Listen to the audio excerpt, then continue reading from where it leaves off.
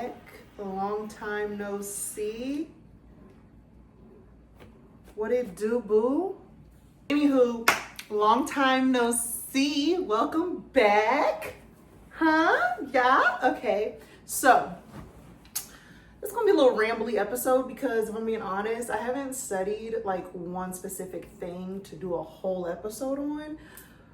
But I done got into a lot of different stuff. So we just gonna talk about some stuff, okay?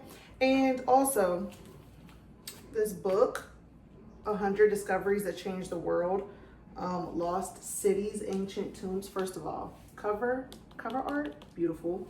And each chapter is on something different. And not to toot my own horn or nothing, but like some of the stuff I already knew. Okay, so, but I was wondering, did y'all know, have y'all ever heard of the Terracotta Army? The Terracotta Army in China. Have you ever heard of it?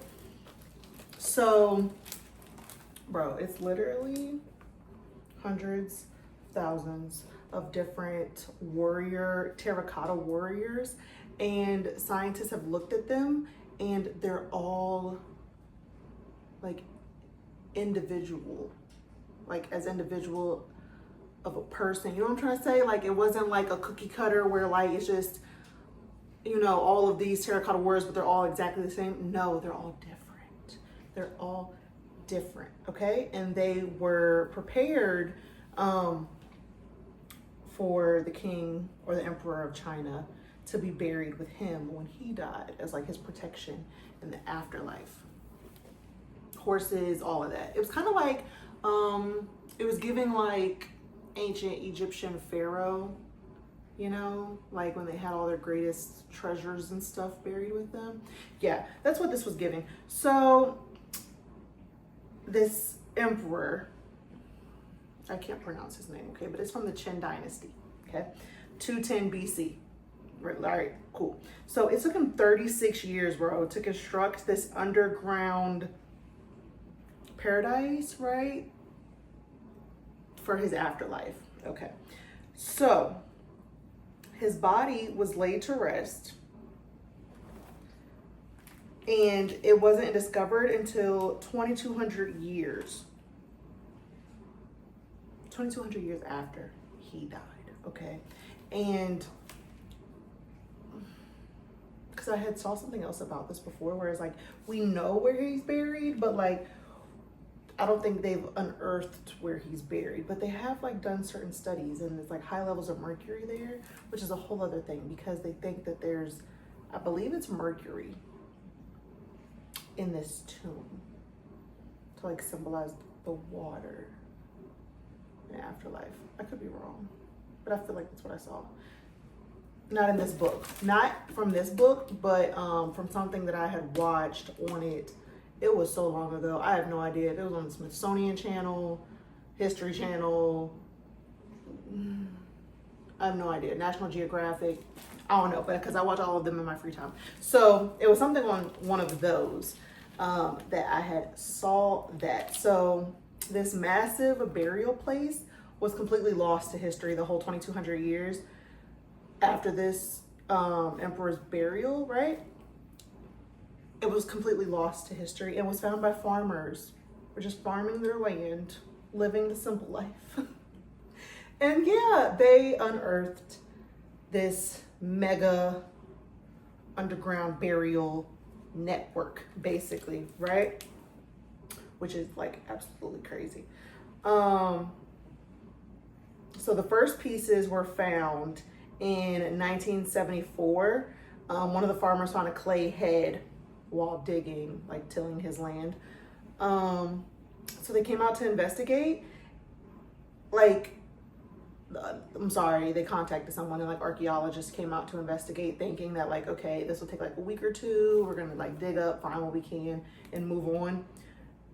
No, absolutely not. It's not what happened, okay? They ended up unearthing basically this huge, massive, why did I say huge, massive? Because I just needed to explain to y'all how big it was, that's why. Anyways, okay. So 6,000 life-size warriors and horses were only found in one pit.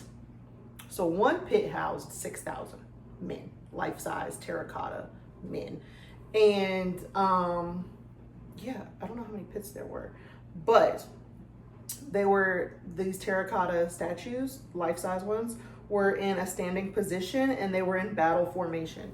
And they were buried like 15 to 20 feet underground. So it literally was like a life-size painting, but statues underground. Like, it's crazy. Like, the time that it took to do that, it said 36 years. It took 36 years to do that. Which is also crazy to me because it's like, I feel like most people nowadays, it's like we live life and we just feel like we're never gonna die. This man was preparing for his death for 36 years. He was dedicated. He was dedicated. He was gonna leave behind a legacy, and that he did, because I believe this is the emperor that also, inaugurated the construction of the Great Wall. And established a currency and a bureaucratic administration. So he was destined for great things, apparently, all right? And he was gonna make sure them great things carried on into the afterlife, because like, there's a picture and I wanna show y'all, but I feel like the ring light is gonna like block it out. I don't know. I'm gonna see if my editor, AKA my son, can pop it up here for you. He's sitting here listening. He's taking notes. Okay. Oh, here it is. Okay, a National Geographic photographer went to capture this picture. Okay, boom, there y'all go. So it might have been National Geographic that I watched the documentary on this for. So yeah, in pit 1 it had 6,000, and then in pit 2 they discovered the remains of a 7,000 square yard roof of pine logs that sheltered more members of the Terracotta Army.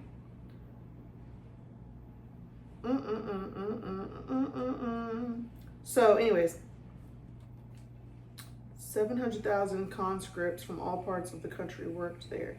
That's a lot of people working for you. They dug through 3 subterranean streams and poured molten copper for the outer coffin. And the tomb was filled with models of palaces, pavilions, and offices, as well as fine vessels, precious stones, and rarities. Wow, they got crossbows.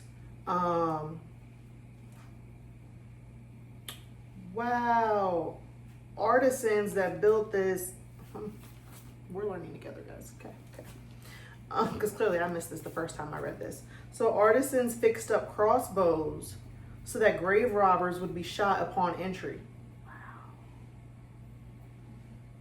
Wow, okay, and this is here what I was talking about. They created artificial versions of China's rivers in this underground funerary temple with quicksilver made to flow by some mechanical means. Okay. So, yeah, have y'all ever heard of this? Because it's absolutely wild. I wish I could see this picture, because the amount of work that had to go into this, the amount of like patience that had to go into this, the amount of just design that had to go into this, because for you to be like, okay, look, when I die, I want you to bury me like this, and then I need palaces built down there with me too, because I'm not just gonna be in Rome in the afterlife. I need my house, right? And then not only that, I like water and I like to go down by the stream. So I need y'all to put some rivers down there too. I know it can't be real water, but let's, just make it do what we can do. And I need my army. Like, the fact that, like, it's just, versus like now it's like, y'all, when we die, we can't take nothing with us. So we might as well just, this ain't how I think, but a lot of people do.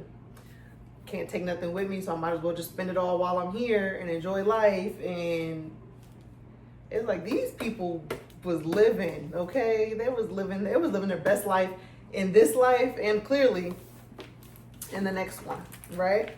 Okay. So, yeah, there's nothing really else that I want to talk about pertaining to this. But, oh, okay, so the burial mound. Oh, only 1%, less than 1% of this tomb complex has been excavated so far. Wow. Less than 1%, y'all. And that's just what we know from that 1%. So clearly he was living his best life. And he might still be living his best life. Which, now that I said that, let's get into it, okay? What y'all think about the afterlife? What do you think? What do you think happens to us? Do you think we just like go into like this ether of just like nothingness? Or do you think you go to heaven? Do you think you go to hell? What is heaven? What are you doing in heaven? What are the people doing in heaven? I know we don't know. Hypothetical questions, just bouncing ideas here. Hell, what is hell? What are they doing in hell? Is it like Dante's Inferno? You know? I don't know. Or is it like you just continue on, like you just leave this body, but like you're still here on the earth? Do you believe in reincarnation? These are my thoughts. My son is laughing at me.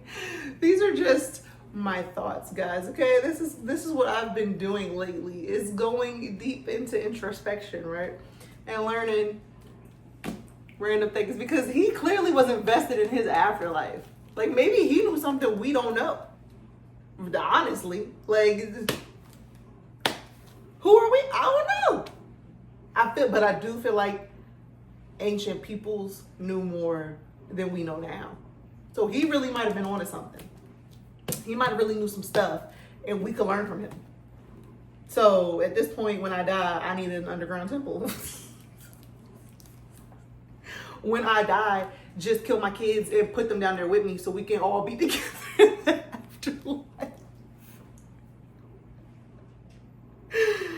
Oh, I only said that because you was right there. That's the only reason I said it. I would never do that. I want you to live a long and healthy, prosperous life. But anywho, yeah, you know, I know we don't know, but I'd like to know, you know. It's like the theoretical stuff that's really just like, But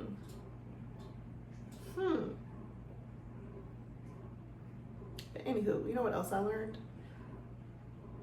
I learned this a little while ago, but I found out that people really don't know this. So now let's talk about it. Did you know that Frederick Douglass had a black wife and a white mistress? Yeah.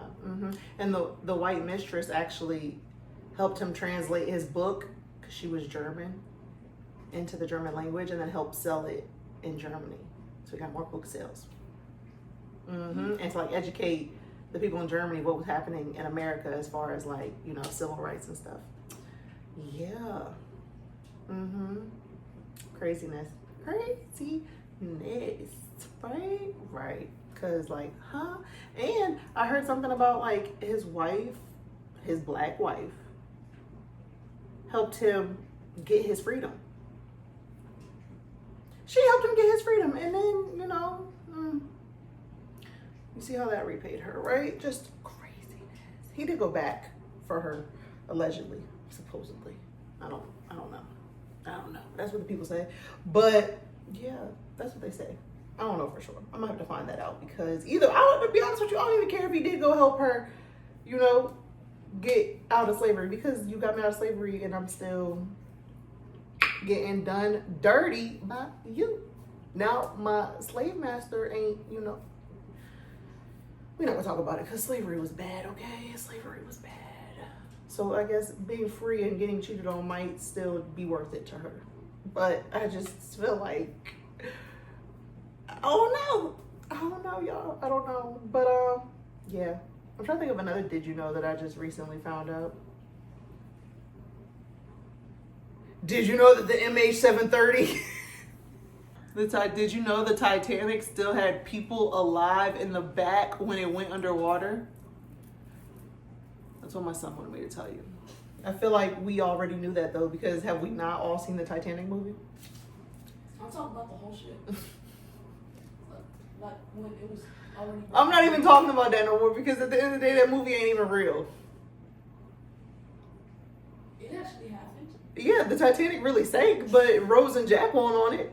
Don't nobody care about Rose and Jack. I do. That's what the whole movie's about. What? Don't nobody care about Rose and Jack? Who is he talking to? Yes, we do. The people do. Have y'all seen You? Have y'all seen the new season of You? I ain't gonna lie. It was not what I expected, okay? There was a lot of twists and turns. We started getting into like real like horror movie type deals. Yeah, and I just was feeling it, but not feeling it. You know, my anxiety couldn't handle it, but it was good. Yeah. Have y'all seen Sinners? That was good. That was good. That, again, was not something that I expected, but it was good. Because I love a good supernatural deal. You know, I love vampires and fairies and things that go bump in the night and, you know, all of that good stuff. So it was good. It was good. If you haven't seen it, I hope I didn't ruin it for you and give you any spoilers, but good movie. Go check it out. What else? What else have I been up to since I haven't been posting? I don't know. Cut my hair. Do you like it? I don't care if you like it or not, to be honest with you, but I like it, but I want shorter, and I think I want some layers up in here. I got a color too. I love the color. Love the color, love the color, love the color. You know, we had to do it for like spring, summer-ish time. Coming, yeah. And now, let me find something else to tell y'all. This episode has been really trash. Swahili. Okay, here we go.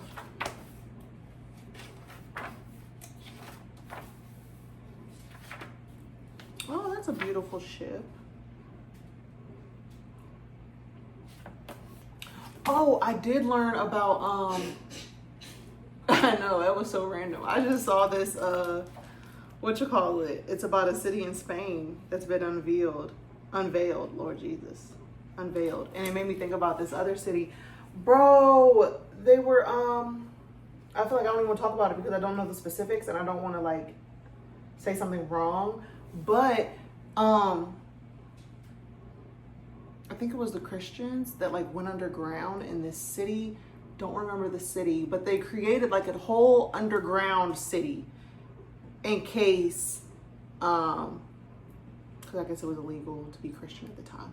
In case, you know, the powers that be came looking, they could just all disappear out of the city up top and go underneath and hide. And they had, it was like an extensive network underground. And they had like stable areas under there where their animals could like eat. They had like the air holes to breathe. They had like wells under there, so they had water and such. It was craziness. I need to find out the name of it and put it on here so that way y'all can go look it up if y'all should so want to. It was like mind-blowing though, and I think I saw something about like people are now like using them again. Like they were used and repurposed and expanded. Like obviously over the course of so many years. But yeah, dang, I gotta go find that one and put that in here because it was really, really interesting. The like ingenuity that ancient peoples had is just crazy to me because I just feel like maybe I just don't have any survivor instincts, but I just feel like if the powers that be came looking for me and I was not their religion of choice, I would just be God. Like, I would just be gone from here because nothing in me would be like, I'm about to dig underground. It's like, I don't know. And it was so intricate and like, it wasn't even like, it was just like, you know, plain Jane. Like, there were some really beautiful, like, stone carvings down there. Like they were doing the thing. And then like the way that they like angled the hallways and stuff to get down, it was like defenses in case they did, like the powers that be, whoever the people were, did find out that they were under the city and tried to come down. It's like if they came around a curve, it's like they made them so narrow that only one person could come down at a time. So it was also like a defense.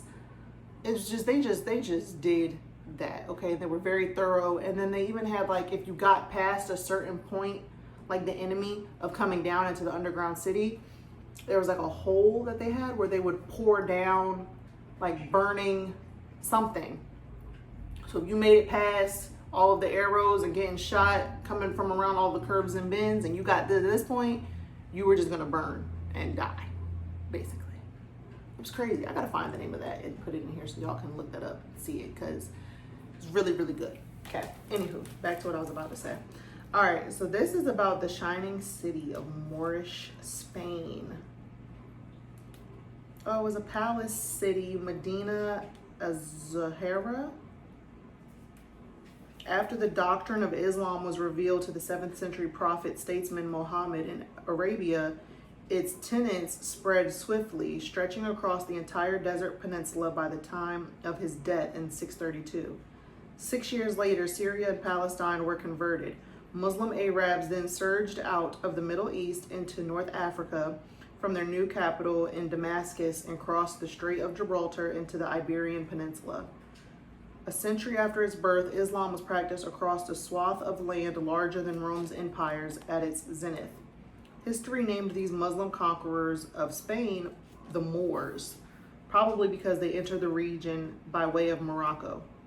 Most married into Spanish and Visigoth families, creating what would become the culture of the Moorish civilization. They ruled in Spain for almost 800 years until 1492, when King Ferdinand and Queen Isabella ousted them, and they changed the face of the country forever. Under the Moors, though, Spain enjoyed a high degree of cultural achievement relative to the rest of Europe. Its architecture was unsurpassed. Unfortunately, few examples survive in Cordoba, where many Muslims lived. Anthony, that's where you went. Cordoba? I don't know what it is. The mosque that you went to, the magnet on the refrigerator. Oh, the museum? Mm-hmm. Oh. Cordoba's most celebrated architectural feat of the time was Medina Az-Zahra, or the Shining City. This great palace city was constructed at the foot of the Sierra Morena on the order of Abd al-Rahman III. Okay. Legend says the complex was built in honor of al-Rahman's favorite wife or concubine. Though few buildings remain, it's clear that it was a palace of great complexity, sophistication, and splendor. After lying forgotten for a millennium, it is one of the best preserved remaining vestiges of Muslim Spain. Wow. Oh, there's a beautiful picture here too.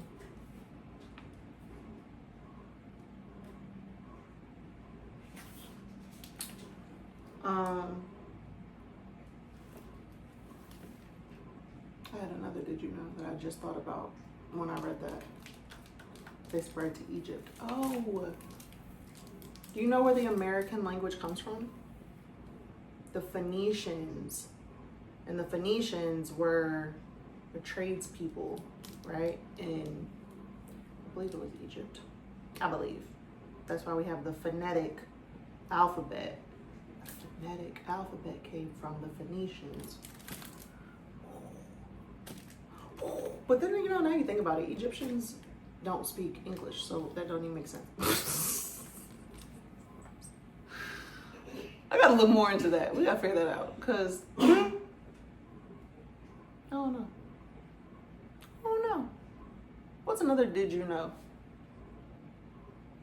Did you know Martin Luther King? I just heard this. I don't know if it's true or not, so I probably shouldn't say it. I should probably go verify it before I say something. But we'll learn it together. If y'all know, drop it below so that way you can tell me and we can learn about this. But I saw something that was like, did you know that Martin Luther King wasn't killed because of his civil rights activism? He was actually killed because of a meeting that he was going to have like a week later. I don't remember what the meeting was for. Oh, economics. It was for money, not civil rights. All right, y'all. Well, my son just got home from school. He's getting off the bus. He's gonna bust in here, and that's that. So, all right, guys. I love you. Talk to you later. Like, subscribe, holla at me.